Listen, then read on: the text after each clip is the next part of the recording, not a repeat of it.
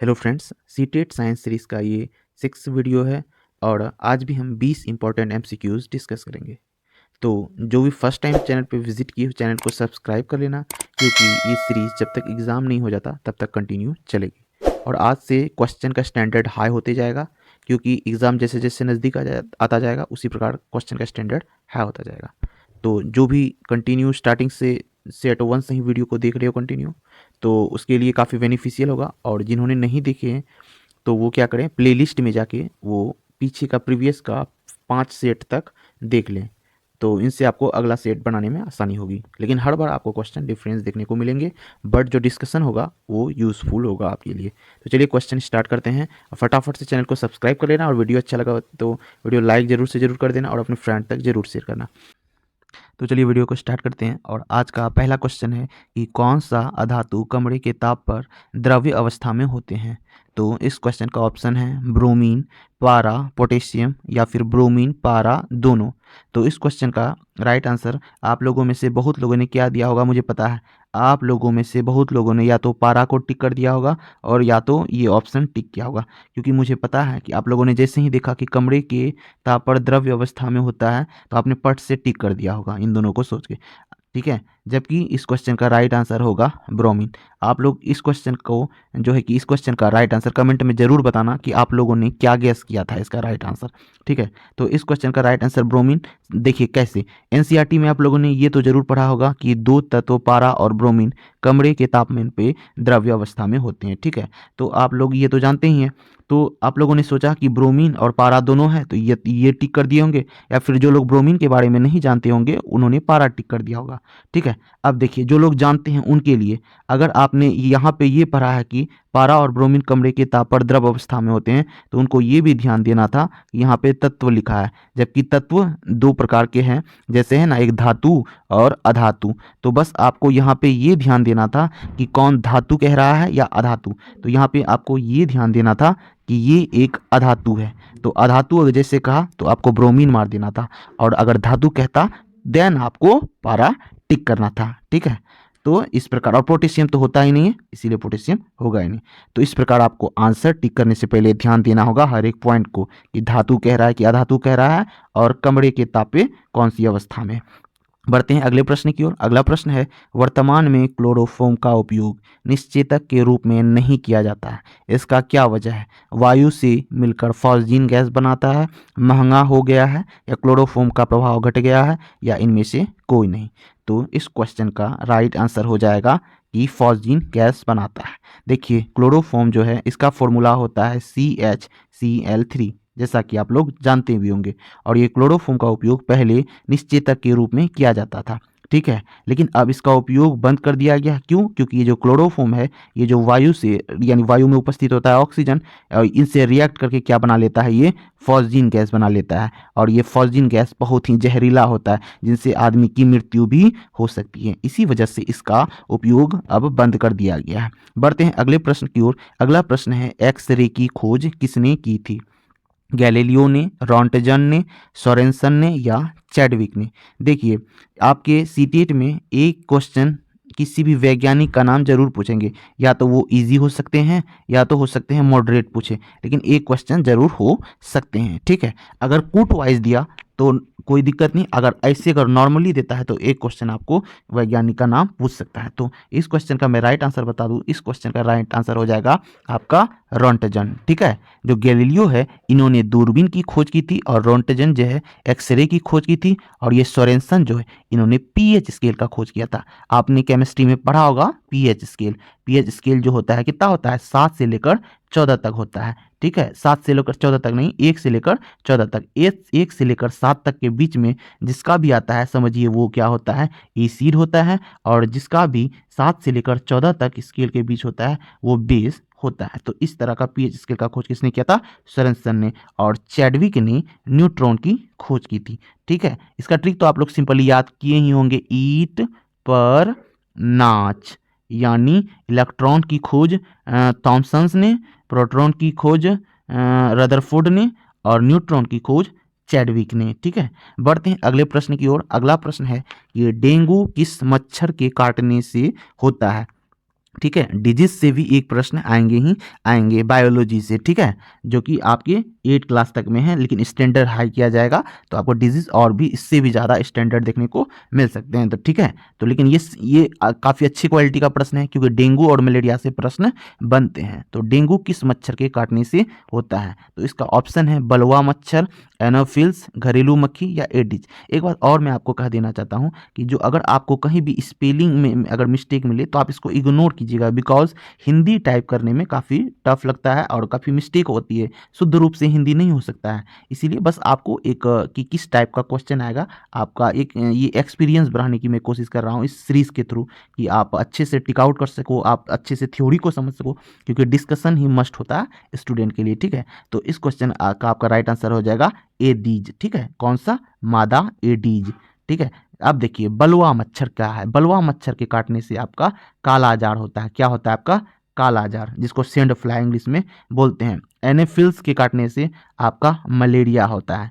और जो घरेलू मक्खी है, इनसे तो तरह तरह के गंदगी के कारण पेट में दर्द ये वगैरह गंदगी पे बैठते हैं और आपके भोजन पे बैठते हैं, जिनसे बीमारियां कई तरह की फैलती है। तो ये 3 मच्छर के जो है कि होने वाले डिजीज़ को आप अच्छे से याद कर लीजिएगा। इनमें से एक भी अगर आ जाता है तो आप उसका राइट आंसर टिक कर देंगे। बढ़ते हैं अगले प्रश्न की ओर। अगला प्रश्न है आपका कि कौन सा धातु को आसानी से काटा जा सकता है? धातु अधातु से क्वेश्चन आपको बहुत तरह से घुमा के कर सकते हैं, क्योंकि धातु अधातु में काफ़ी अच्छा क्वेश्चन बनते हैं उनसे। जैसे धातु को आसानी से काटा जा सकता है, क्वेश्चन तो है इजिएस्ट, बट जो है कि इसको बनाने से पहले आपको सोचना पड़ेगा। जैसे कि सारे या तो धातु दे देंगे, कुछ अधातु दे देंगे, इसी प्रकार करेंगे। तो इस क्वेश्चन का आपका ऑप्शन दिया हुआ है सोडियम, पारा, तांबा या लेड। तो क्या हो जाएगा आपका? सोडियम। सोडियम धातु जो है इसे आप आसानी से चाकू से काट सकते हैं। जबकि धातु की पहचान क्या होती है? धातु मुख्यतः कठोर होता है, इसको तोड़ने पे टूट जाता है क्योंकि भंगुर होता है। तो लेकिन सोडियम ऐसा धातु है जो इतना सॉफ्ट होता है जिसे चाकू से काटने पे काट सकते हैं। ठीक है, इसे चाकू से काटने पे काट सकते हैं। और पारा, पारा तो ये कमरे के ताप में ही द्रव्य अवस्था में होता है, इसकी बात। लेकिन तांबा, तांबा को नहीं काट सकते हैं। लेड, लेड शीशा को कहते हैं, तो ये शीशा तो एक धातु है ही नहीं। तो ये सारी क्या होते हैं, जो भी धातु के नाम लिखे हैं उनमें से जो सोडियम है उनको आसानी से काट सकते हैं। ठीक है, बढ़ते हैं नेक्स्ट प्रश्न। नेक्स्ट प्रश्न है आपका कि हृदय से अशुद्ध रक्त फेफड़े तक कौन ले जाता है? तो हृदय वाला जो है परिसंचरण सिस्टम, उसको अगर आपने अच्छे समझ के रखा है ना, तो क्वेश्चन किसी भी तरह से आए आप उसका राइट आंसर कर दोगे। अगर आप हिंदी और इंग्लिश दोनों मिला के, क्योंकि साइंस तो इंक्लूडेड होता है, साइंस बहुत सारे लैंग्वेज ऐसे हैं जो कि हिंदी में समझ नहीं आते। तो अगर यहाँ पे आप नहीं भी दे पाओ ना अगर आंसर, तो फिर भी आप आंसर दे दोगे एग्जाम में, बिकॉज वहाँ हिंदी इंग्लिश दोनों रहेंगे। ठीक है, तो जो है कि मैं इसका हिंदी भी बता देता हूँ। जो फुफ्फुस धमनी है, इसका इंग्लिश होता है पल्मोनरी आर्टेरी। ठीक है, और फुफ्फुस सिरा का होता है पल्मोनरी वेन। ठीक है, बाकी इसका आर्टेरी और इसका वेन। ठीक है, आर्टेरी और वेन। अब इसका राइट आंसर दीजिए क्या हो जाएगा? तो इस क्वेश्चन का राइट आंसर हो जाएगा आपका फुफ्फुस धमनी। ठीक है, फुफ्फुस धमनी। देखिए यहाँ जो होते हैं इस वाले जब परिसंचरण तंत्र पढ़ते हैं तो वहाँ पे हम लोगों को 2 एक्सेप्शन देखने को मिलते हैं। वो 2 एक्सेप्शन क्या देखने को मिलते हैं? जैसे नॉर्मली तो हम लोग जानते हैं कि जो धमनियाँ होती है, जो धमनी होती है, वो शुद्ध रक्त का परिसंचरण करते हैं और सिरा अशुद्ध रक्त का परिसंचरण करते हैं। और जब उसमें फुफ्फुस शब्द लग जाता है तो समझिए वो एक्सेप्शन हो जाता है, यानी उल्टा काम करेंगे। अगर फुफ्फुस लग गया तो धमनी का क्या काम होता है? नॉर्मली शुद्ध रक्त का ना, लेकिन जब फुफ्फुस लग जाए तो वो अशुद्ध रक्त का परिसंचरण करने लगती है। और अगर सिरा अशुद्ध रक्त का परिसंचरण करती है और अगर फुफ्फुस लग जाए तो वो शुद्ध रक्त का परिसंचरण करेगी। ये यहाँ पे एक्सेप्शन 2 देखने को मिलते हैं। तो अगर आपने ये डायग्राम अच्छे से देखा, आप सिंपली मैं बता देता हूँ। जैसे कि ये हार्ट है, हार्ट में 4 चैम्बर है और यहाँ पे मान लीजिए मैंने एक फेफड़ा बना दिया। ठीक है, और मैं यहाँ पे राइट दे देता हूँ, यहाँ पे लेफ्ट दे देता हूँ, यहाँ पे भी राइट और यहाँ पे भी लेफ्ट। ये ऑरिकल है ऊपर वाला और नीचे वाला वेंट्रिकल है। ठीक है, तो जो राइट वाले भाग में है, जैसे कि अशुद्ध, यहाँ पे सबसे पहले मैं फेफड़े से शुद्ध रक्त लाता हूँ। फेफड़े से शुद्ध रक्त मैंने लाया तो ये किसके थ्रू आया? तो इसको क्या बोलेंगे हम लोग? फुफ्फुस सिरा। तो एक्सेप्शन हो गया, जो क्योंकि सिरा तो अशुद्ध रक्त होता है, लेकिन यहाँ पे सिरा के साथ लगा हुआ है फुफ्फुस, यानी कि यहाँ पे ये क्या लाएगा? अशुद्ध रक्त के जगह शुद्ध रक्त लाएगा। कहाँ से? फेफड़े से। फेफड़े से लाया और यहाँ से नीचे वाला तो फंक्शन जानते ही होंगे, ऊपर से नीचे आया रक्त। अब जो है कि यहाँ से रक्त चला जाएगा पूरे बॉडी में। यहाँ से कहाँ चला जाएगा, आपको यहाँ लिख देते हैं बॉडी, बॉडी में चला जाएगा। फिर बॉडी से जो अशुद्ध रक्त है वो किस में आ जाएगा, राइट ऑरिकल में। किस में आ जाएगा आपका, राइट ऑरिकल में। राइट ऑरिकल में आने के बाद रक्त फिर इसमें आएगा राइट वेंट्रिकल में। फिर यहाँ से एक एक्सेप्शन आपको देखने को मिलेंगे, क्या, फुफ्फुस सिरा। तो जो आपका फुफ्फुस सिरा होता है, ये सॉरी फुफ्फुस धमनी जो होता है, जो कि अभी सवाल में है, यहाँ से ये फेफड़े तक जुड़ा होता है, ये फुफ्फुस धमनी। और इसी धमनी के थ्रू आपका अशुद्ध रक्त जो होता है इसमें चला जाता है फेफड़े में। ठीक है, अशुद्ध रक्त किसको बोलते हैं, यानी कार्बन युक्त रक्त को बोलते हैं आपका अशुद्ध रक्त, और ऑक्सीजन युक्त रक्त को बोलेंगे हम शुद्ध रक्त। तो मेरे ख्याल से यहाँ पे आपका कॉन्सेप्ट काफ़ी अच्छे से क्लियर हो गया होगा। अगर नहीं भी समझे होंगे तो इसको एक बार फिर से देख लीजिएगा तो आप समझ जाइएगा। बढ़ते हैं अगले प्रश्न की ओर। अगला प्रश्न है कि सबसे अच्छे किस्म का कोयला कौन सा होता है। ये सेट 5 वाले वीडियो में हमने बताया भी था कि कौन सा कोयला अच्छा है या कौन सा कोयला खराब है। ये आप याद कर लीजिएगा क्योंकि इनसे एक सवाल बनेंगे। तो इस क्वेश्चन का राइट आंसर वो लोग आसानी से दे दिए होंगे जो कि कल वाली वीडियो देखे होंगे। तो इस क्वेश्चन का राइट आंसर हो जाएगा एंथ्रासाइड। ठीक है, तो यहाँ पे देखिए, यहाँ पे इस टाइप का दिया हुआ है, यानी जिसमें कार्बन की संख्या अधिक है, 94 से 98% कार्बन होता है, उसको अच्छा क्वालिटी का कोयला माना जाता है। और सबसे खराब कोयला ये देखिए जो बिटुमिनस वाला है, इसका रोड निर्माण में प्रयोग किया जाता है। इस प्रकार के कोयले का प्रयोग रोड निर्माण में किया जाता है। बढ़ते हैं अगले प्रश्न की ओर। अगला प्रश्न है कि मानव में भोजन का पूर्ण पाचन होता है कहाँ पे होता है, बड़ी आंत में, छोटी आंत में, रेक्टम में, या इनमें से कोई नहीं। तो इस क्वेश्चन का राइट आंसर हो जाएगा छोटी आंत। ठीक है, पाचन जो होता है मुंह से प्रारंभ होता है और आपका पूर्ण हो जाता है छोटी आंत में ही पूर्ण हो जाता है, बचता है। अब आप लोग कहेंगे तो बड़ी आंत का फिर क्या काम है, तो बड़ी आंत में जो होता है, जो जल होता है, उसका पूर्ण अवशोषण होता है। ठीक है, तो यहाँ पे उसका पूर्ण अवशोषण होता है। रेक्टम तो हरगिज नहीं होगा क्योंकि यहाँ पे मल जमा होता है। क्या होता है इसमें, मल जमा होता है। बढ़ते हैं अगले प्रश्न की ओर। अगला प्रश्न है कि निम्न में किसका जलीय विलयन नीले लिटमस का रंग लाल कर देगा। ठीक है, इस तरह का क्वेश्चन प्रीवियस ईयर में भी आ चुका है, यानी प्रीवियस सीटेट में भी आ चुका है। तो इस क्वेश्चन का आपका राइट आंसर क्या होगा, ये हमने सेट शायद 1 या 2 में डिस्कशन कराया था कि कैसे पहचानेंगे कि पहले ये जानना होगा कि अम्ल लिटमस को, कौन से लिटमस को लाल करता है या कौन से लिटमस को नीला करता है। अगर वो वीडियो अगर आपने देखा होगा तो ये क्वेश्चन आप राइट आंसर जरूर टिक करेंगे। तो इस क्वेश्चन का ऑप्शन है sulphur dioxide, magnesium oxide, iron oxide या कॉपर ऑक्साइड। तो इस क्वेश्चन का राइट आंसर हो जाएगा सल्फर डाइऑक्साइड। देखिए जैसे MgO को बोलते हैं मैग्नीशियम ऑक्साइड, आयरन ऑक्साइड को बोलते हैं FeO को, और कॉपर ऑक्साइड CuO। देखिए जब भी इस तरह का आपको सीक्वेंस देखने को मिले, यानी धातु और उसके साथ ऑक्सीजन लगा हुआ, तो समझिए वो क्या है, वो आपका क्षार है। यानी वो क्या है, आपका क्षार है। और अगर कोई भी क्षार रहे तो जो क्षार होता है उसका काम क्या होता है, लाल लिटमस को, यानी लाल लिटमस को वो क्या कर देगा, नीला कर देगा। ठीक है, वो लाल लिटमस को नीला कर देगा। और जो अम्ल होता है, यानी जो अम्ल होता है वो क्या करता है, वो जो आपका नीला लिटमस होता है उसको लाल कर देता है। और क्वेश्चन में यही कह रहा है आपका कि कौन नीले लिटमस को का रंग लाल कर देगा, तो वही ना करेगा जो अम्ल होगा। जबकि ये तो सारे, ये भी क्षार हैं, ये भी क्षार हैं और ये भी क्षार है, तो बचा ये सल्फर डाइऑक्साइड। जब भी डाइऑक्साइड करके लगा रहे, जैसे सल्फ्यूरिक एसिड, सल्फर डाइऑक्साइड, इस तरह के चीज़ जो होंगे वो अम्लीय होते हैं, तो वो क्या हो जाएंगे, आपको नीले लिटमस का रंग लाल कर देगा। हाँ, मैं ऐसे ट्रिक बनाने के लिए मैं बोल रहा हूँ, सेम वही नहीं समझ लीजिएगा, सब में डाइऑक्साइड लगाए तो वही हो जाएगा। ये सल्फर डाइऑक्साइड क्या हो जाएगा, लिटमस को लाल कर देगा। ठीक है, जितने भी एसिड हैं, सीधी सी बात, जितने भी एसिड होंगे वो क्या करेंगे, नीले लिटमस को लाल कर देंगे। बढ़ते हैं, एक एग्जांपल दे देता हूँ, HCl, NaCl अगर रहे आपको, sodium chloride, hydrogen chloride, H2SO4, अगर इस तरह का रहे, सैट्रिक एसिड, ये एसिड वो एसिड, तो सब आप नीला लिटमस का क्या कर देंगे, लाल कर देगा। ठीक है, बढ़ते हैं अगले प्रश्न की ओर। अगला प्रश्न है हमारे मुख में विभिन्न प्रकार के दांतों का आगे से पीछे की ओर क्रम क्या होगा। तो ये काफ़ी इजी भी क्वेश्चन है, और अगर सीक्वेंस आप भूल गए तो हार्ड भी क्वेश्चन है क्योंकि मुझे खुद कंफ्यूजन हो रहा है। कृतक क्या क्या हो जाएगा आपका ऑप्शन, राइट आंसर ये हो जाएगा आपका कृतक, रदनक, अग्रचवर्णक और चवर्णक, ये आपका राइट आंसर हो जाएगा। बढ़ते हैं अगले प्रश्न की ओर। अगला प्रश्न, इसका डायग्राम आप गूगल में भी देख सकते हैं, मैंने नहीं सेट किया है क्योंकि डायग्राम सेट करते तो जल्दी जल्दी नहीं हो पाता है, इसके वजह से टाइम लग जाता है, और जो हम कंटिन्यू कर रहे हैं कि डे बाय डे लाते जा रहे हैं सीरीज, इसमें थोड़ा सा डिले हो जाता है, इसीलिए हम बस डिस्कशन मुंह से ही करा देते हैं बोल के, ठीक है। बढ़ते हैं अगले प्रश्न की ओर। निम्न में से कौन सा विद्युत का चालक है, ठीक है। इस क्वेश्चन का ऑप्शन दिया हुआ है सिरका, शर्करा का विलयन, लवण का विलयन, या ए और सी दोनों। देखिए जो भी आप यहाँ पे सेट देखते हैं ना, ये सेट आपको टेलीग्राम पे भी मिल जाएगा। आप ना क्या कीजिए, वीडियो के डिस्क्रिप्शन में टेलीग्राम का लिंक है, आप ज्वाइन कर लीजिए। जिस दिन मैं ये वीडियो डालता हूँ उसी दिन वो पीडीएफ भी डाल देता हूँ, ताकि आप पीडीएफ को देख के दोबारा रिविजन कर सको एग्जाम से पहले। तो निम्न में से कौन सा है, तो इस क्वेश्चन का आपका राइट आंसर क्या हो जाएगा, सिर्फ हाँ ये भी है, ये भी विद्युत का चालक होता है, इसका विलयन विद्युत का चालक होता है, और आपका लवण का विलयन नहीं, ये नहीं होगा, शर्करा का विलयन नहीं होगा।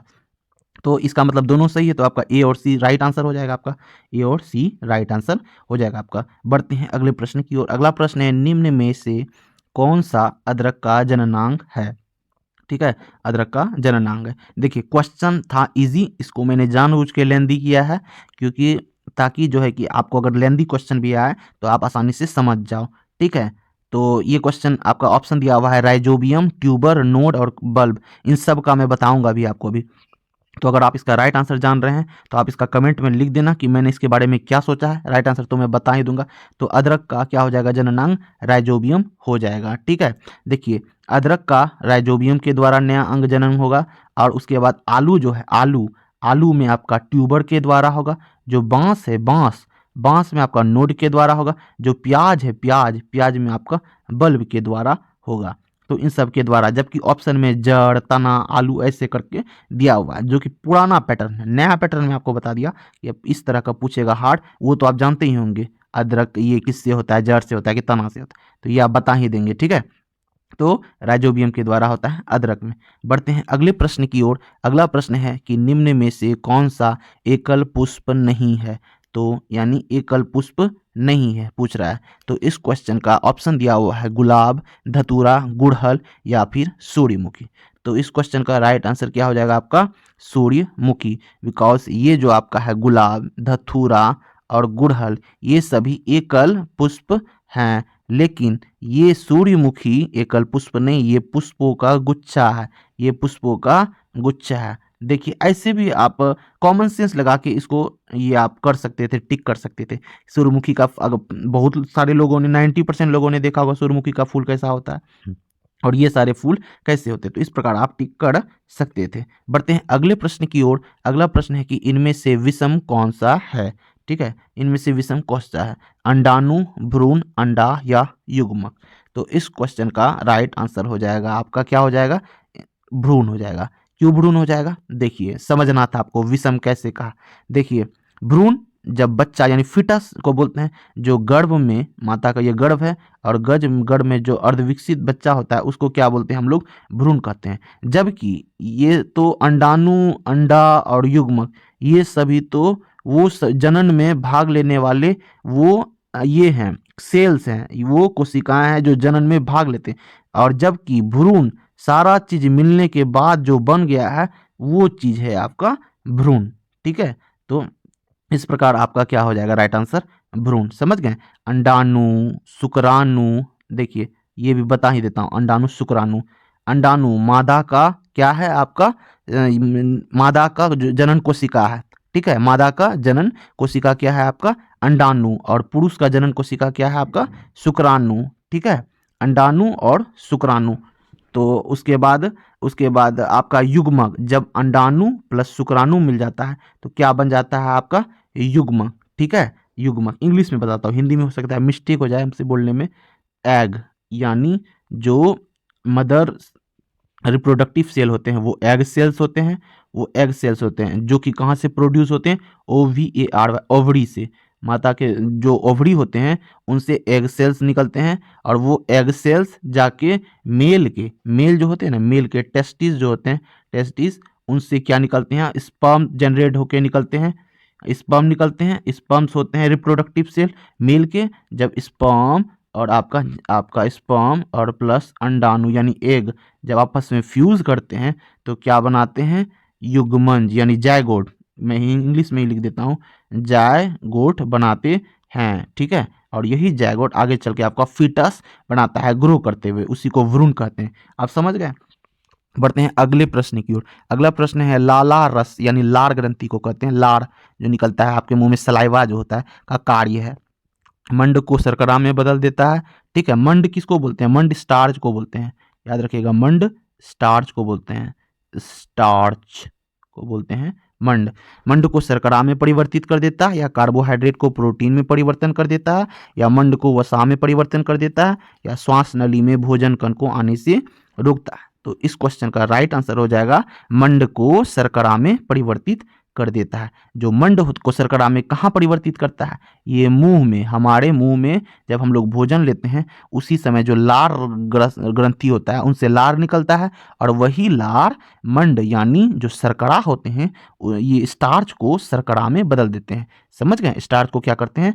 शर्करा में बदल देते हैं। और जो ये श्वास नली वाली बात लिखी हुई है कि श्वास नली भोजन के कण से रोकता है, इसका भी मैं इन द सेंस बता देता हूँ। जो हमारे ये दो प्रकार के ये गला है, ठीक है। गले में एक होते हैं श्वास नली और एक आपका होता है भोजन वाली नली। तो जो श्वास नली होते हैं उसके ऊपर एक ढक्कन टाइप का चढ़ा हुआ होता है, इसी ढक्कन को हम लोग क्या बोलते हैं? इपीग्लोटिड। जो इपीग्लोटिड होता है वो जिस समय हम लोग कुछ भी चीज़ निगलते हैं, चाहे आप कुछ भी, चाहे थूक निगलते हो आप उस टाइम, या फिर भोजन निगल रहे हो, या पानी निगल रहे हो, या फिर कुछ नहीं भी ले रहे हो, ऐसे भी ऐसे ढोकने की कोशिश करते हो, तो उस समय आपका एपिग्लोटिड जो श्वास वाली नली होती है, ये श्वास वाली नली इसको ढक देता है, जिनसे क्या होता है, ये ढकना इसका सिस्टम बना हुआ, और ये हर समय करता है। जिस समय आप भोजन ले रहे हो उस समय ये क्या करता है? ढक देता है, जिससे भोजन के कण इसमें नहीं आ सके। और वही नहीं आता है, इस वजह से जो है कि हम सरकते नहीं हैं। यदि अगर कभी कभार जैसे पानी पीते हैं, अचानक से अगर एपिग्लोटिड ढंग से बंद नहीं हुआ रहता है तो आप अचानक से सरक जाते हैं, नाक मुंह से पानी निकलने लगता है, यही रीज़न है। बढ़ते हैं अगला प्रश्न। अगला प्रश्न है लेंस की क्षमता को किस में मापते हैं? तो इस क्वेश्चन का ऑप्शन है डायोप्टर में, डेसिबल में, डॉप्शंस में, या कोई नहीं। तो इस क्वेश्चन का राइट आंसर हो जाएगा डायोप्टर में। यहाँ भी स्पेलिंग मिस्टेक है लेकिन कोई दिक्कत नहीं, समझिए, डायोप्टर मीटर में नापते हैं, ठीक है। डेसिबल में साउंड को मापते हैं, ओजोन परत को डॉप्शंस में मापते हैं। डेसिबल किसको? SOUND साउंड में मापते हैं, डॉप्शन को ओजोन परत को O3, ओजोन जब बोले हम तो O3 नापते हैं। बढ़ते हैं अगले प्रश्न की ओर। किसी व्यक्ति का द्रव्यमान 60 kg है तो उस व्यक्ति का द्रव्यमान चंद्रमा पर कितना होगा? चांद का वजन इतना होता है पृथ्वी का भाग, यानी जितना वजन पृथ्वी पे अगर किसी व्यक्ति का जितना वजन है ना, चांद पर उसका 1/6 भाग होगा। क्वेश्चन ये कहना चाह रहा है। तो उस अकॉर्डिंग क्या होगा आपका आंसर? 60 kg, 10 kg, 600 kg या 55 kg? आप कमेंट में इसका भी जरूर बताइएगा कि आपने इसका क्या आंसर सोच के रखा था माइंड में, ठीक है। अब आप लोग कैलकुलेट करेंगे, आप लोग हैं महारथी, अब आप लोग कैलकुलेट करेंगे पृथ्वी पर इतना है तो अर्थ पे 1/6, तो 6 से कटा देंगे 10, तो क्या हो जाएगा आपका राइट आंसर? 10। यही सोच रहे होंगे आप? नहीं, गलत है आपका, 60 kg होगा। अब आप लोगों में से बहुत सारे लोग चौंक गए होंगे, जो लोग नहीं जान रहे हैं बेसिकली, तो मैं उनको बता दूं कि भाई साहब यहाँ पे ध्यान दीजिए, क्या लिखा हुआ है? द्रव्यमान लिखा हुआ है। और लेवोजियर ने द्रव्यमान संरक्षण सिद्धांत में क्या बताया था? किसी भी चीज का द्रव्यमान चाहे कहीं भी हो, पूरे दुनिया में कहीं चले जाओ, द्रव्यमान कभी भी नहीं बदलता। वजन चेंज हो जाता है, वजन चेंज हो जाएगा आपका, ठीक है, भार चेंज हो जाएगा, लेकिन द्रव्यमान कहीं भी नहीं चेंज होगा। चाहे आप पृथ्वी पर हो, चाहे आप अर्थ पे हो, चाहे मार्स पे हो, चाहे पे नेपच्यून पे, कहीं भी हो, तो 60 का 60 kg आंसर हो जाएगा। अगर यहाँ पे भार लिखा हुआ रहता तब आप 10 kg मार सकते थे। तो बढ़ते हैं अगले प्रश्न की ओर। अगला प्रश्न है इनमें से कौन सा अक्रिय गैस है? तो ये क्वेश्चन थोड़ा सा लेंदी टाइप का है, और इस क्वेश्चन का अगर आपने राइट आंसर दे दिया तो समझो आपका केमिस्ट्री का अच्छा खासा नॉलेज है, आपने पीरियोडिक टेबल अच्छे से पढ़ के रखा है। तो इस क्वेश्चन का ऑप्शन है हीलियम, सोडियम, क्लोरीन, ऑक्सीजन। तो इस क्वेश्चन का राइट आंसर हो जाएगा आपका हीलियम। जो लास्ट वाला पीरियोडिक टेबल में लास्ट वाली लाइन आप देखते होंगे इस प्रकार का, ये लास्ट वाला जो वर्ग है, जो कि लास्ट वाला है, इसके सारे एलिमेंट्स अक्रिय गैस होते हैं। इसके सारे एलिमेंट्स क्या होते हैं? अक्रिय गैस होते हैं, ठीक है। हीलियम है, और भी तरह के हैं, जितने भी हैं सारे क्या हैं? अक्रिय गैस हैं।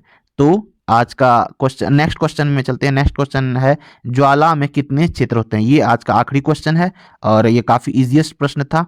तो इस क्वेश्चन को आपका आंसर देना है कि कितना होता है 4, 3, 5 या 2। इस क्वेश्चन का राइट आंसर आप देंगे कि कितना होता है।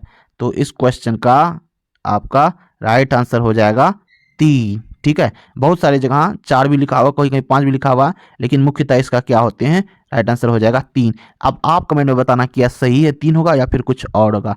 तो आज का ये वीडियो अच्छा लगा हो तो वीडियो को जरूर से जरूर लाइक करना, अपने दोस्तों से शेयर करना और चैनल पर नए हो तो चैनल को सब्सक्राइब करना। मिलते हैं नेक्स्ट सीरीज में।